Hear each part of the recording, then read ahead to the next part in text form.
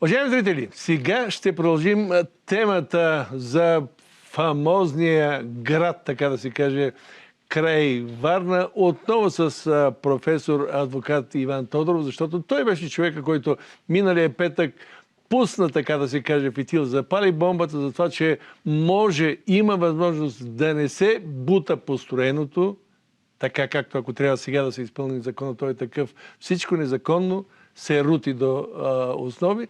И сега, поканил съм го, господин професора, за да каже в подробности и процедурно как да станат тия работи, но преди това, не знам доколко той ще одобри един друг увод по темата, защото тия дни, откакто гръмна скандала, сутрин, обед, вечер по всички възможни медии, телевизии, особено се изказват всякакви хора, всякакви мнения чухме, само че сега вижте една снимка, от която като че ли започва, която е много показателна. Уважаеми зрители, този хотел, както се досещате, няма как да бъде там. Няма как по ред причини, законови, конституционни и какво ли не. Само че хотел Дюн на Слънчев бряг, построен преди 20-ти години, си е там. И не случайно, при няколко години аз съм запомнил един човек, така водеща фигура в туризма, който каза: българският туризъм ще се оправи тогава, когато хотел Дюн бъде разрушен.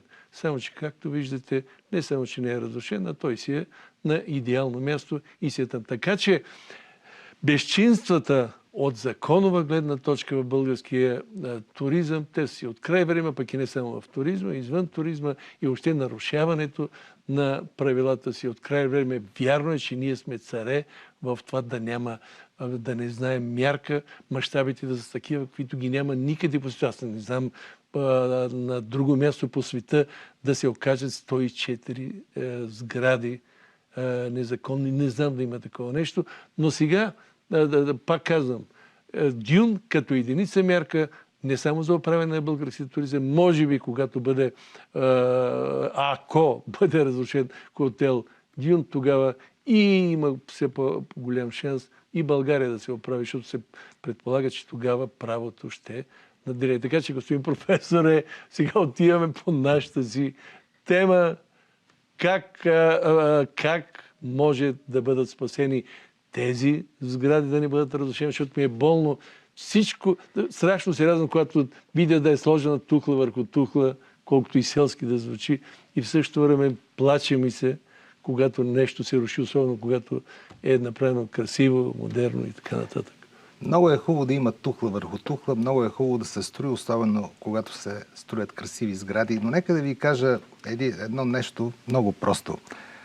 Между Слънчев бряг на времето и новият град на Север, който си съществуваше още към 89-90 година, имаше едни разкошни дюни. Така. Високи по около 15-20 метра. Там по Сокаравда майче бяха. Не, в обратната посока. Между Слънчев бряг и новият на Север. Между Слънчев бряг. Всичко това беше застроено. Т.е. хотелите бяха застроени върху дюните. А имаше забрана да се строи върху дюни. Никъде по света не го правят това нещо. Никъде, и дори и в карибски държави, където не се очаква да бъде толкова стриктно законодателство, хората си пазят плажовете и особено дюните, защото те привличат туристи. Това нещо беше застроено. Така че незаконните строежи датират от време уно и си продължават до сега. Имайте предвид, че сега то се фокусира вниманието върху тези 100 и няколко сгради. Но имайте предвид, че има огромно количество незаконни сгради, построени. И това нещо се отминава, без въобще да му се обръща внимание. Тук просто се съсредоточи вниманието, защото са събрани на едно место много незаконни сгради. Но иначе това е капка в морето. Сега, какъв е проблема? Виновни има много. Сега ще започна да ги казвам. На първо место, разбира се, са общината и ДНСК. И двете институции трябва да следят за незаконни строежи. Те имат право да ги спрат и са длъжни да ги спрат. Те не сега само да кажем, това е строителния контрол. Да, строителния контрол. Това е държавна институция, която има Дирекция национален строителен точно контрол. така, която има регионални звена. Би следвало регионалната дирекция да спре строителството. И общината трябва да го спре. Освен това, да, наистина общината може да постанови разрушаването. Но, примерно, водоснабдителната система и електроснабдяването са втора категория строителство и те могат да бъдат разрушени с заповед на ДНСК. Тоест, няма невинни в цялата работа. Екоинспекцията, РИОСВ, както му казват, те също са били длъжни там да следят какво става. Когато, примерно, казват, че там част от този терен е в натура заради някакви пойни птички, те е трябвало да следят тия неща. Част от терена е горски фонд, не целия, но част от него. Всичките тези неща е трябвало да се следят. Тоест има много виновни. Какво ще стане, ако се разруши този град, както би следвало да е по закон? Собствениците няма да могат да си върнат с 99% вероятност парите от инвеститора. Ще почнат да съдят държавата и общините за вреди. Тоест, в крайна сметка, държавата и общината ще платят целия масраф. Ето защо си мисля, че следва внимателно да се разгледа възможността да се направи законодателна промяна, която е специално за този случай, за да се спестят пари на държавата. Защото в този момент на държавата й трябват много пари, тъй като бюджетът е продънан. И само това остава сега държавата да почне да плаща и вреди. А те няма хич да са малко. Представете си колко струва всичко това. Много се казва, ами нотариусите са виновни. Значи нотариусите проверяват само собствеността каква е. Те не гледат разрешението. Добрият нотариус го гледа това нещо, не е длъжен да го направи. Но по принцип, добрият нотариус ще каже, тук нямате разрешение за строеж. Но не е длъжен да го прави. Той гледа, този имот е не еди кой си, значи сградата върху него е негова собственост, нанесено е в кадастър, всичко окей. Разбира се, и кадастър е виновен, защото той е бил длъжен да провери дали има Вижте колко много виновни има. И все са държавни институции или общински институции. Поради тази причина може да се обмисли този въпрос. Защото законът е много категоричен. Трябва да се разруши. Между другото, преди правеха така. Има незаконно строителство и те се удължаваха сроковете. Удължаваха и накрая се спря вече това удължаване и се каза до март 2021 година, каквото е построено, то може да се узаконява, след това не може. Разрушаването е правилото... Като му се издава свидетел, документ за търпимост. Търпимост. Така. Те какво са направили? Има 2 сгради, които са построени преди 2021 година. Те са издали за 21 сгради. Спори се дали са 21 или 23, няма значение. Издали са върху сгради, които очевидно не са построени преди март 2001 година. 2001. Така. При това положение, какво може да се направи, за да се разреши въпросът? С една законодателна промяна може да се каже така.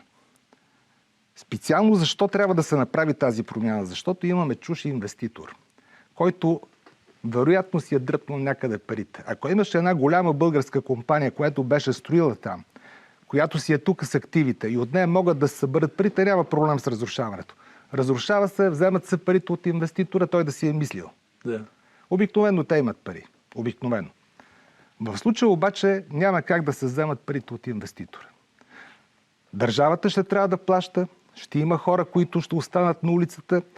Тези хора ще загубят временно пари, ще почнат да съдят държавата, ще съдят общината и ще стане едно мазало. Би могло да се помисли за законодателна промяна, която да направи следното. Първо, да се приеме изрично, че инвеститора трябва да възстанови всичките пари, колкото струват тези строителства там. Защо? Защото той при нормални обстоятелства би следвало, което е построил, да му бъде разрушено, т.е. той трябва да загуби тия пари. Затова той трябва да ги върне сега. Второ, гражданите също не са невинни. те все пак е трябвало да проверят дали има разрешение за строеж. Да, те са били подведени. 90% те не са виновни.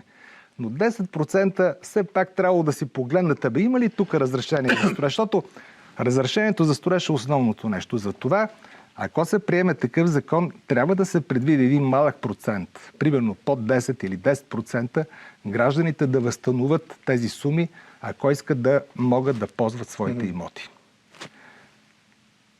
И в никакъв случай не трябва да се ограничава виновността на хората, които са причинили цялото това бедствие. Бих казал в законодателно бедствие, правно бедствие.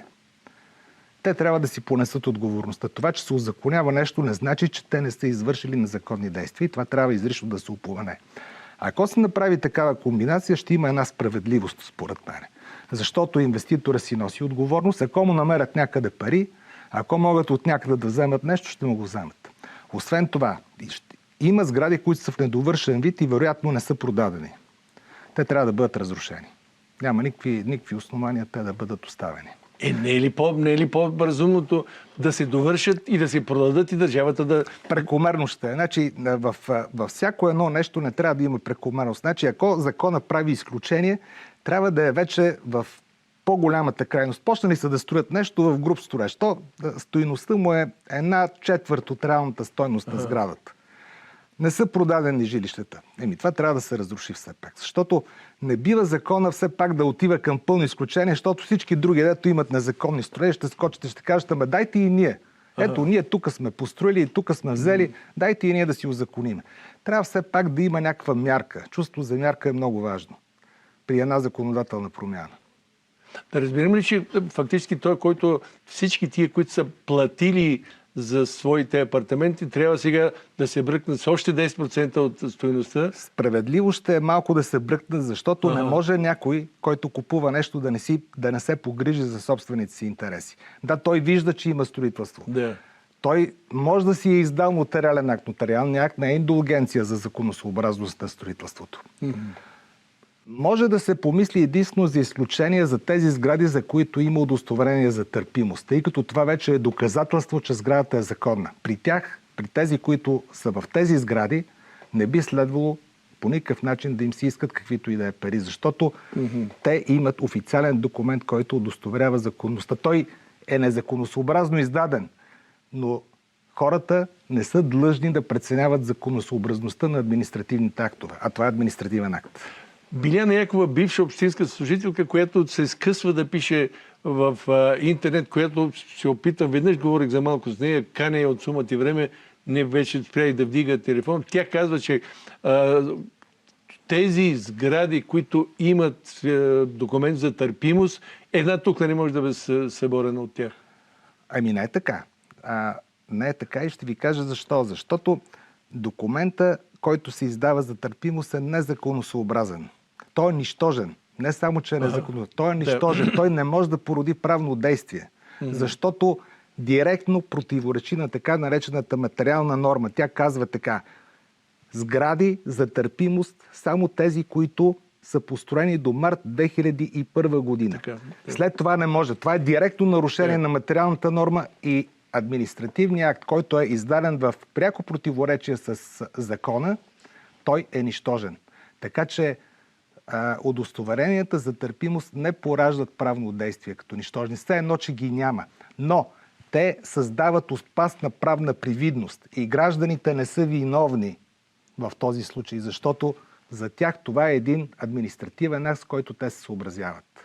Някаква отговорност може ли да се търси от банката или от банките, отпуснали кредити за закупуването на тия жилища? Значи банките не са проявили добрата грижа да си проверят документите, но не може да им се търси отговорност. Защото те си договарят кредитите с някакъв човек. Един човек отива и казва: аз искам кредит. И те му казват: добре, дай ще направим ипотека върху съответното жилище и ще отпуснем кредита, и го правят това. Това са договорни отношения. Банките не са проявили необходимата грижа. Това е верно и те ще изтърпят вероятно тежки последици, защото хората няма да могат да си изплащат кредитите, ако се разрушат тия сгради. И при това положение те няма да могат да си ги съберат, защото има несеквестируемо имущество. Те не могат, на един гражданин е много трудно да му вземеш парите. Много трудно и затова след това такива вземания се продават на 5-10%, даже и по-малко от стойността им. Така че банките ще бъдат наказани за това, че не са проявили грижата на добрия стопанин, както се казва в правото.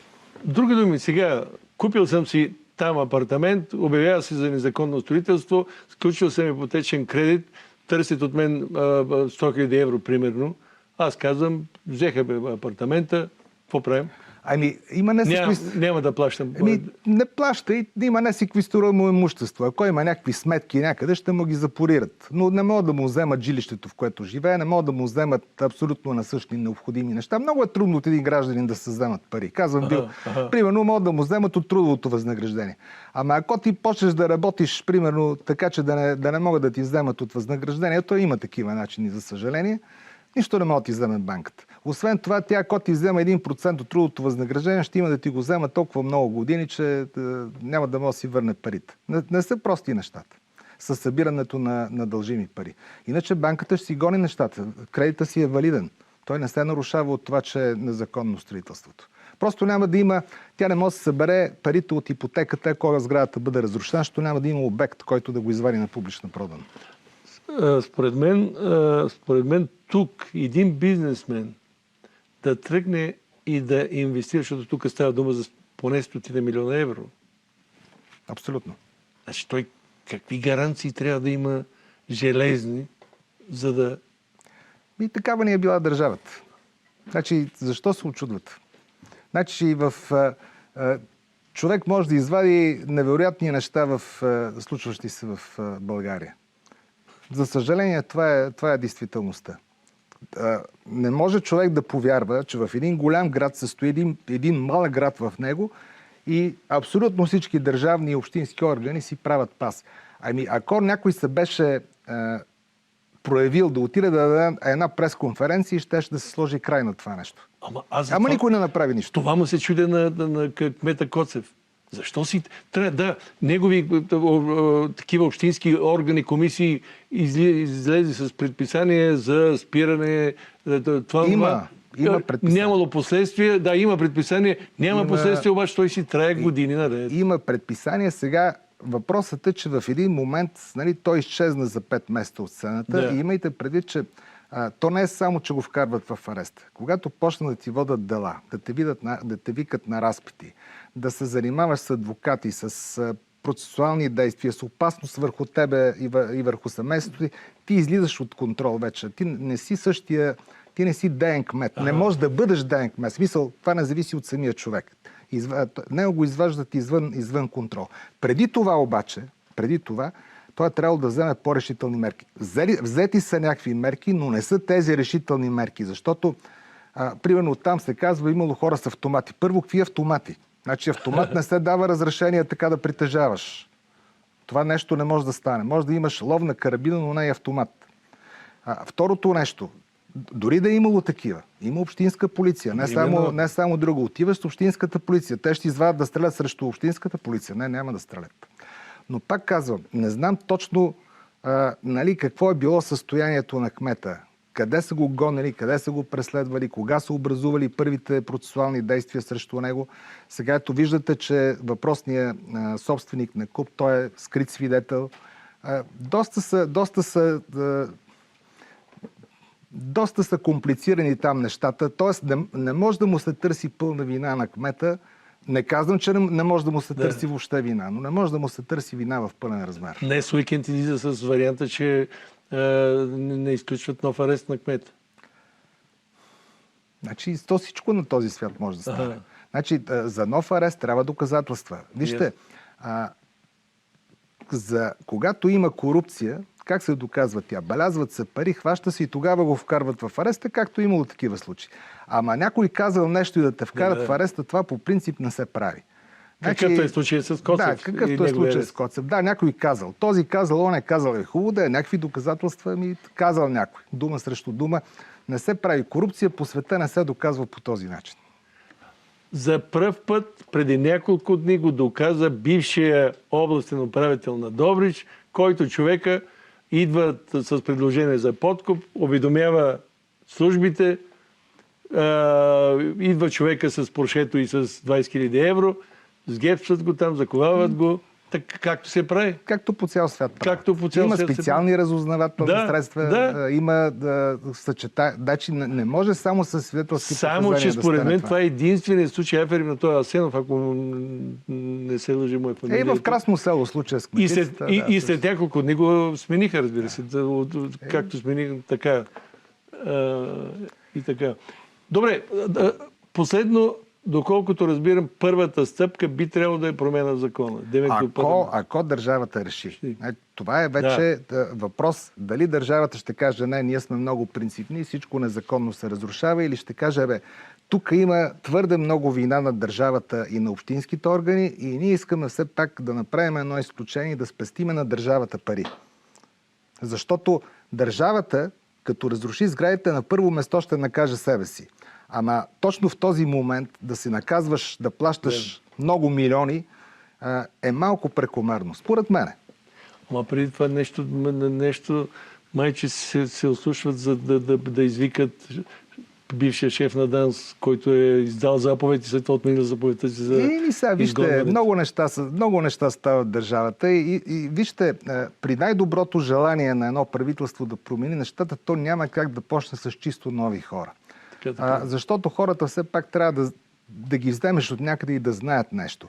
А от частния бизнес е много трудно да извадиш хората, които имат успешен частен бизнес, да ги вкараш в администрацията. Поради това не очаквам изведнъж всичко да стане в цветя и рози, но очаквам поне да има чувство за мярка. Аз го споменах и предишния път. Нека това да стане. Това е пример, дето няма чувство за мярка. Нека да има едно чувство за мярка. Като има човек чувство за мярка, както аз ви споменах предишния път, в Австрия с общините, там си има 1%, който си отива. Нека и тук да има чувство за мярка, защото, вижте, вземаш един човек от бизнеса, който примерно печели милиони. Слагаш го на държавен пост и той печели много по-малко. Нека да се, например, в Китай, в Виетнам, на един министър, като си изпълни нещата, му дават премия няколко милиона долара. Те го мерят в долари или в евро, да го мерим както искате, а кой е изпълнил нещата. И тогава може да привлечеш много, много кадърни хора от частния бизнес. Тук не може да се направи това нещо, тъй като обществото ще изрине. Как ще му давате на този човек толкова много пари? Поради това не очаквам изведнъж да изчезне корупцията, но поне се надявам да има чувство за мярка. Само, че в Китай и на смърт ги осъждат за корупция. Да, абсолютно. Те им дават на министрите и на високопоставените хора премия, нека да си постигат нещата. Ако надвишиш чувството за мярка и въпреки това вземеш какво си, там не се взимат по няколко милиона, там се взимат по много милиони. Огромна държава. Ще дишаме праха на Китай, но това е положението. Като продължаваме така ще бъде. Добре. Хубаво. Уважаеми зрители, професор, адвокат Иван Тодоров, виждате, дано и аз съм твърдо за неговата идея, дано така наделя някакъв разум, да не бъдат разрушавани тези неща от този така наречен град, за да всеки да е виновните да си получат наказанието, но пък и държавата да излезе с максимална полза от цялата тая законова вакханалия, която цари в тая пуста наша държава.